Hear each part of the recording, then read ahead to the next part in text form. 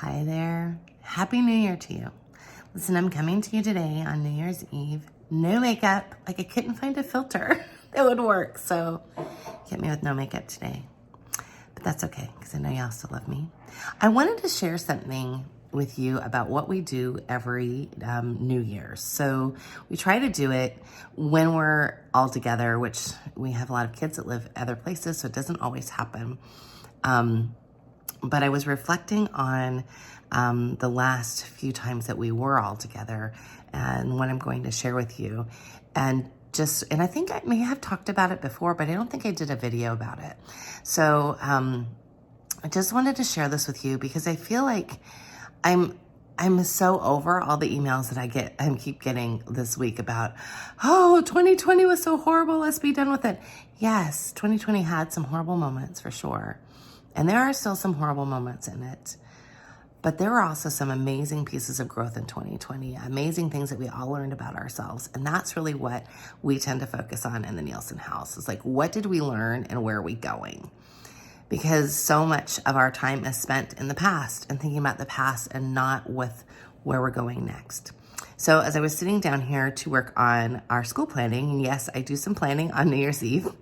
Listen, we live in Arizona without family around, and we're just enjoying the downtime. Our school is closed right now for the holiday. Kids have been taking a break, playing with Christmas presents, enjoying their time, reading new books, and we are also doing the same. So we're taking this time to, build up, do things. Like I was thinking yesterday, I feel like I hadn't really moved into my office, and so I took my office all apart. I don't know why I did that. Because it's one of those projects, like when you take everything apart, it takes forever to put it back together.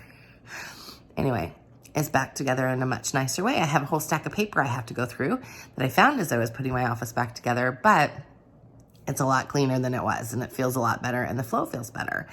And so we take this time between Christmas and New Year's to really just breathe out, enjoy time together, and to enjoy the process of planning for the new year. And again, with that is like this idea of looking forward and what we're looking forward to do. And it's not just Eric and I that do that. So we do that. We've been raising our children to be conscious for many years. And in fact, I was looking through some old journals yesterday, and I found a journal from 2007 where I was writing, we've got to figure some of this out because we were struggling. We were challenged with kids. We had all 5 at home at the time, and we were just on the brink of really figuring out all of the planning and rhythm pieces. And we had a lot of it figured out. A lot of it was, I can't imagine if we hadn't had things where we were, what it would have looked like. It would have been a bigger mess than it was. But I remember writing just that I felt like things were, that finally our intentions were really paying off. And it wasn't just about business things. It was just about our family and how our intentions in our family were really starting to pay off. That we were much more conscious with the children. The children were much more conscious with each other. And that was like 2007. So that was almost 14 years ago. So we've been at this, like, being conscious with them for a long time. Our oldest is going to be 25? No, 20. Oh my goodness, I'd have to sit in my brain. Yeah, no, 24. Oh, thank goodness, 24. 24 in January. And so we have been at this being more conscious place for the last, like I said, about 14 years. Before then, it was like trying to get more conscious and figuring out the pieces that were in the way that were holding us up.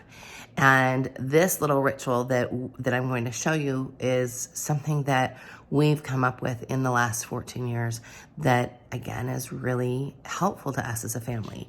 I usually go back and reflect on them this last week, and they're out, like I just handed out everybody I'll show you, their stars, and we've just been reflecting today on what we made happen in the last year. So I'm going to show you what this is. It's really simple, and you don't even have to have these stars here. Let's see. It's not going to let me turn it around. So it's not going to let me turn it around. So I'm going to have to do 2 videos, which is ass. No, I don't. I have to do it this way. Y'all that are laughing at me, I'll just use this part of the camera. So these are just paper stars. This paper stars. You can buy them. You can buy them at Michael's. That's where I bought these. I used to do this exercise with our co-op on 3 Kings Day. We would do it. Sometimes we've waited until then because really, Christmas tide goes until then. So they're just paper stars. And what we do is on the front of them, show you mine from last year. On the front, we write our name and then qualities about ourselves that we like, things that we love. So mine says mom. I've got fun, happy, driven, abundant, smart. So we tried to put a quality in each corner. And some of them have more qualities in each corner. And on the back, I'm not going to show you my back, but on the back, we write goals for the year, intentions for the year. And what's so interesting to me is then I keep them. Sometimes we'll put them up on the fridge and leave them up all year long, or in our house in San Diego, we had a wall in the kitchen that we had them up on. But this year, I had just kind of taken them down and put them away when we moved. And this is the first time I've gotten them back out. I was thinking about it this morning. I got to go find the stars. And I was thinking, oh crap, I don't know if I have stars. If I had, but I did. I had extra stars. So I pulled them all out. And I tend to keep mine from year to year. Mine is the only one that I have more than one of in my pile here. Everybody else must take theirs and squirrel them away. But I was looking at a star that I did 2 years ago, and the intentions that were on the back of it, like all of them, we made them all come true. Like all of them. I am like continually impressed with the space of what happens when we have an intention that we really put love into. And then I think the piece that is so hard sometimes is detachment from it. So put love into it. Yes, this is what we'd like to create this year. And then just sort of trust that you'll be guided every day. If you're in a space of prayer and meditation every day, you have to trust that you'll be guided to the right people, to the right experiences. And I didn't put endure COVID-19 on the back of last year's star, but I put a lot of other things on there. I mean, this is what's so funny. We put on there that we wanted a new car and a new house. That was last year's, and we did that. We had no idea. I had no idea where it was going. And truly, it's been such a testimony of faith for me that when we put our intention out there and we just let God do his work or her work, whatever pronoun you want to put on God, whatever. Let God do the work. Let yourself be guided. Let yourself be open to the spaces that you need to be in order to make things happen. I look at my kids' ones. My kids, I have my middle son's here. I look at the back of his, and this one was from 2 years ago because he wasn't with us last year. And almost all the things on the back of his came true, like that he did. And this is not, I know the law of attraction gets a lot of bad press for it being like, oh, it's all new agey and God can't live with the law of attraction. Hogwash. It's a law. You have to want something. You have to put forth the effort and the intention to get it.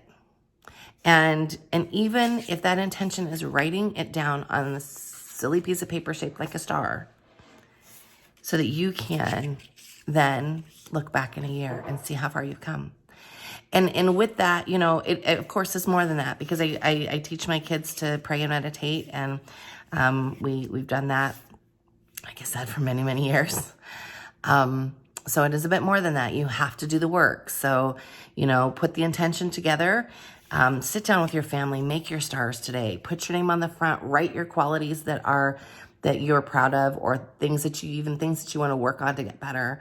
Put that on the front, and then on the back, write your wildest dreams out, even if it sounds crazy. Write it out. Write it out. There are things that I wrote on the back of mine 2 years ago that have come to fruition that I did not know how they were going to happen when I wrote it down. They were crazy, wild, giant goals. Giant goals.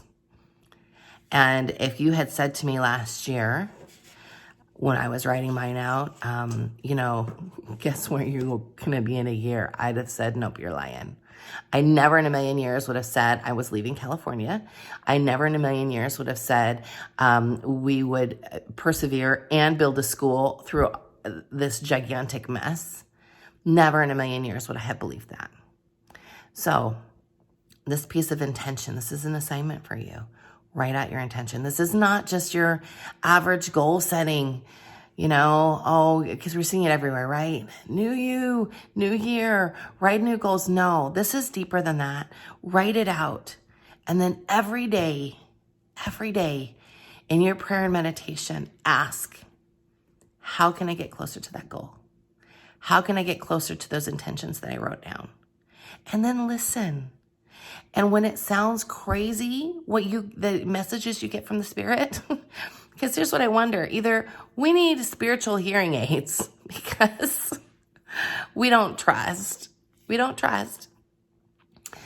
Or we just have to do what the Spirit says, even when it sounds nuts. Even when people around us think we're crazy. I remember when I told my parents, which my mom, I love her dearly. If you're watching, Mom, hello, I love you. I know that she was like, you're going to do what? You're going to put all your things in storage and then just drive and try to find a house. Yep. And that's what we did. And even though we know that Arizona is not our forever home, this is where we're supposed to be right now. And this is where we're supposed to do the building that we're doing right now. And this is where our family is supposed to be whole and happy. And we feel like excellent about it. My house feels like a fortress. I went from a tiny postage stamp 800 square foot house to 2,400 square foot house, and I pay less than I did in California. So, again, if you had told me last January, hey, this is what's coming. Like, I laugh because there's that, if you've seen it on YouTube, that one where lady's like sitting down with her future self and having a conversation. She's like, what? I would have been like that. I wouldn't have understood what was coming. But because I listen, and y'all, I listen, but I have to go to the act of asking, okay, what do you need me to know today? What things do I need to know today to get me through what's happening today and what's happening next? Whether that be with my parenting, whether that be in our business, whether that be Eric and I, what do I need to know today? And so I listen. And then I do.